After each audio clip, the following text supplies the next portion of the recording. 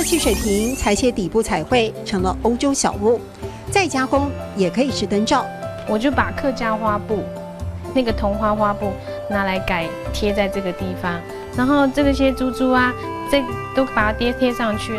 利用拼贴、压花、彩绘，茶叶罐穿上美丽外衣 ，CD 片改造成时钟，汽水罐底部变化出磁铁，而手表也多了美感，独一无二。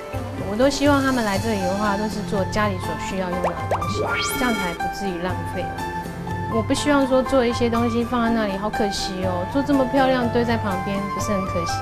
欢迎走干吗？你走动哦。啊，这是海陆，然后问说这样可以吗？对，老师说你做得很好。啊，你做的嘛，你做的很好。对。笑说不会化妆，却很会用粉刷创作美丽。种花种不活，可以用另一种方式留住花的美。原是上班族的梁伟云，喜欢画画，喜欢创作。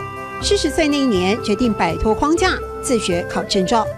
这些都是在山上都可以摘得到的这些蕨类，像那个瀑布啊，是用棉花絮把它撕贴上去的。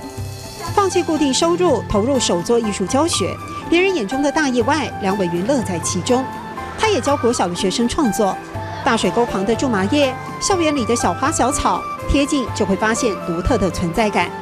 就像创作课桌椅上有着他最喜欢的一句话：留心，幸福一直都在。以前的会觉得说好像不是自己的，现在才觉得好像才是真正的在生活。那又可以把生活跟兴趣结合在一起，我觉得现在是最幸福的时候了。成功开创了事业第二春，梁伟云始终相信，只要肯努力，老天会为你再开一扇窗。按用做的嘛，唔做都懂好。